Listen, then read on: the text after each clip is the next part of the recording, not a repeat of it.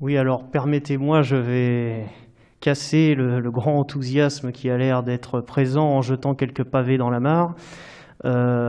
Mais comme dans votre version, vous semblez un peu plus modéré que la version précédente, j'espère pouvoir vous convaincre un petit peu de mes arguments et en tout cas vous soumettre mes observations.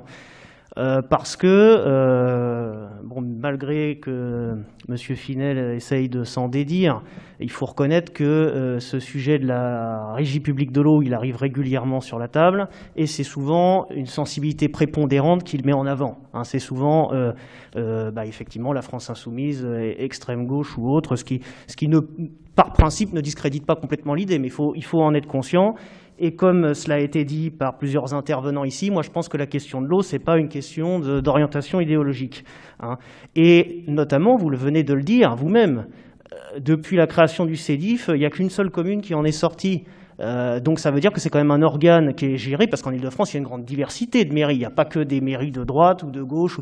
Il y a quand même un peu de tout le monde. Il y a même de l'extrême gauche qui est bien représentée. Hein. Et pourtant, ils sont dans le CEDIF. Et beaucoup, malgré leur sympathie, par pragmatisme, ils décident de rester, justement, dans le CEDIF. Donc il peut y avoir déjà certaines raisons. Enfin, ça incite quand même à une réflexion un peu plus poussée sur ce sujet. Et pourquoi est-ce que, par principe, je suis un petit peu réticent à votre idée? C'est que, pour moi, elle est surtout idéologique. Puisque, comme ça a été rappelé, il n'y a pas d'études, il n'y a jamais de démonstration, et ça s'appuie sur, en fait, une conviction qu'il faut absolument que la gestion de l'eau soit publique. Dans tous les lieux, en tout temps, dans tous les cas, et en fait, il n'y a pas de discussion là-dessus. D'ailleurs, on le voit très bien en quelque sorte, alors bon, vous l'avez gommé dans votre amendement au moins, mais dans votre première mouture de motion, on trouve quand même une certaine phraséologie qui est un petit peu tendancieuse, ou en tout cas qui pose question et qui se prête à sourire, en tout cas pour moi, c'est quand vous dites que ce sera le moyen de retrouver le lien social de l'eau. Alors je ne vois pas vraiment où est le lien social de l'eau quand on ouvre le robinet ou quand on prend une douche. Hein. Alors ça existait peut-être par le passé, hein, à l'époque où on allait tous au puits du village pour aller chercher de l'eau, ou au lavoir de Mons pour faire sa lessive. Mais enfin, ça fait quand même un certain temps qu'on n'en est plus là. Donc au niveau du lien social, c'est quand même un peu discutable. Hein. Alors par contre, on l'a maintenant à domicile. Ça c'est bien, c'est un grand progrès. Et en fait, le prix de ce progrès, c'est quoi? C'est qu'il y a une certaine technicité derrière. On a des réseaux à entretenir, des réseaux de distribution, et l'idée, c'est pas de savoir le lien de social. Si j'ouvre mon robinet, est-ce que l'eau est gérée par Veolia, Suez ou un opérateur privé ou public? On en a un peu rien à faire. L'idée, c'est de trouver la meilleure façon de gérer ce réseau, hein, la plus importante et puis la plus efficace. Et donc moi, je vais peut-être vous surprendre, mais je ne suis même pas dogmatique sur la question. En fait, j'en ai rien à faire que l'eau soit gérée par Suez, Veolia ou n'importe quel opérateur. Moi, ce que je souhaite, et monsieur le maire, vous avez émis ce souhait aussi, et je vous invite à la prudence et à attendre justement qu'on produise une étude sérieuse qui démontre le coût et la réalité de cette opération avant de s'engager dans une voie de dire il faut défendre tel système, puisqu'aujourd'hui, les études ne sont pas produites. Et même, il faut savoir que ce choix, ce n'est pas un choix comme ça entre nous, il y a quand même des conséquences importantes. Alors, souvent les défenseurs, vous l'avez cité à un moment donné de ce système, ont quand même un argument, donc je le concède par avance puisque je sais qu'il va m'être opposé, c'est celui du prix de l'eau, où effectivement, il est quand même assez courant qu'en reprenant la maîtrise, de toute façon, même c'est pour faire un geste d'affichage au début, hein, on arrive à baisser le prix du mètre cube d'eau, hein, pour parler simplement. Donc ça, j'y suis sensible, bien entendu. Vous me connaissez, c'est vrai que c'est un argument qui pourrait être attrayant. Mais c'est surtout, en fait, le problème, c'est qu'on ne voit souvent ça qu'à très court terme. Parce que ça, c'est donc au moment où on met en place la régie, mais comme je l'ai dit, c'est aussi un réseau. Et un réseau, ça s'entretient. Et quand il faut changer des conduites, les rénover ou les réparer, c'est excessivement cher.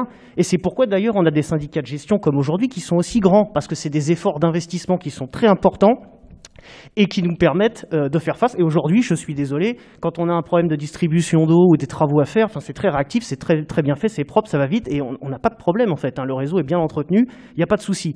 Et le risque, parce qu'aujourd'hui, on n'a pas beaucoup de recul. Moi, le risque que je vois, c'est qu'aujourd'hui, dans beaucoup de régies publiques, ça se passe bien sur le papier maintenant, mais dans 20 ans, ça va être comment? Ça va être soit, il y aura beaucoup d'investissements à faire, et donc on va avoir un endettement massif des collectivités qui ont proscrit à ce système, ou alors, les investissements en fait, ne seront pas faits pour éviter de poser cette question sur la table, parce que sinon le prix de l'eau va revenir et on va devoir l'amender et pas dans le bon sens. Eh bien, généralement, les réseaux deviennent vétustes et ils sont pleins de fuites et ça pose un certain nombre de problèmes. Et ces réseaux-là, non seulement il y a l'entretien, mais est-ce que vous pensez que le CEDIF va nous les rétrocéder gratuitement? Je suis pas certain de ça, on n'en parle jamais. D'ailleurs, je vois même que dans votre amendement, vous citez une étude où il nous explique que rien que la déconnexion des réseaux du CEDIF, c'est 37 millions. Vous vous rendez compte, 37 millions, ça veut dire qu'on prend une décision comme ça, on n'a aucun bilan, on y va complètement à vue sans rien savoir, et on sait que déjà au moins, à minima, il y a 37 millions pour se déconnecter. Donc c'est quand même pas rien, donc je pense qu'il faut des études avant de se lancer dans ce genre de projet, ça,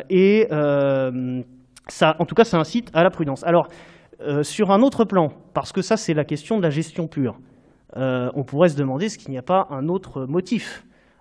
Et ça a été d'ailleurs dit dans les textes, mais également par M. Finel oralement. Et puis, donc, il y a la question, par exemple, de la qualité de l'eau. Alors moi, je suis désolé, vous l'avez un peu laissé transparaître, et moi, je m'inscris complètement en faux.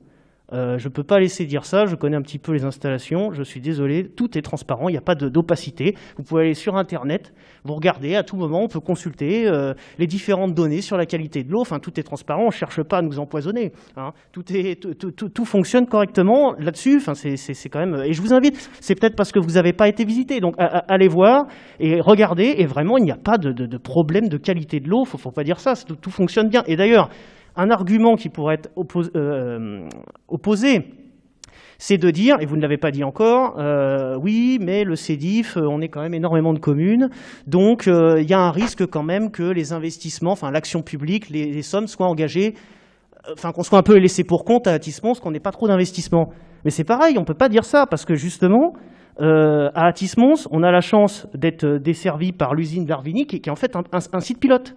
C'est un site où ils font les investissements techniques d'assainissement de l'eau les plus à la pointe de la technologie et qui dupliquent ensuite sur le reste. Donc, même sur ce point-là, justement, heureusement, ça pourrait être le cas. Il y a certainement des territoires, si on fait l'analyse, qui sont un petit peu délaissés par les investissements, mais nous, on est vraiment dans les mieux servis.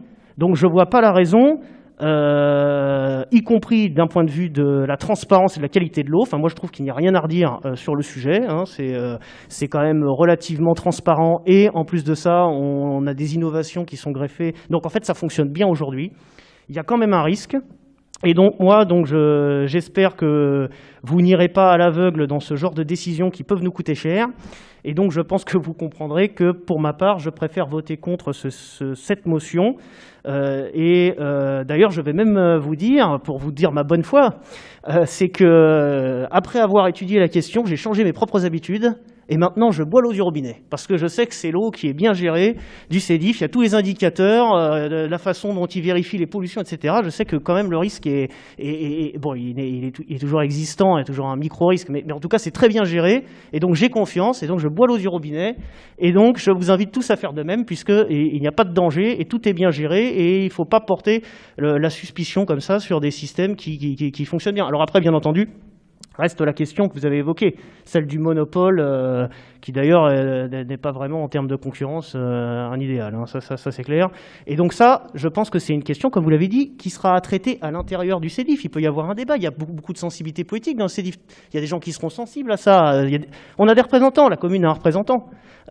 Donc il faut porter la parole et éviter qu'on se trouve dans une situation de monopole qui peut poser un certain nombre de problèmes. Mais donc voilà, j'espère vous avoir éclairé un petit peu parce que ces arguments-là n'avaient pas été avancés dans le débat et je pense qu'il faut faire attention à ne pas prendre des décisions lourdes financièrement pour l'avenir sur une impulsion qui ne se base sur aucune étude. Voilà, c'est ce qu'il faut rabâcher. Et le jour, et comme je le dis, moi je ne suis pas dogmatique, le jour où une étude sérieuse sera faite et qui me démontrera le contraire, eh ben, je serai le premier à souscrire à ce mode de gestion.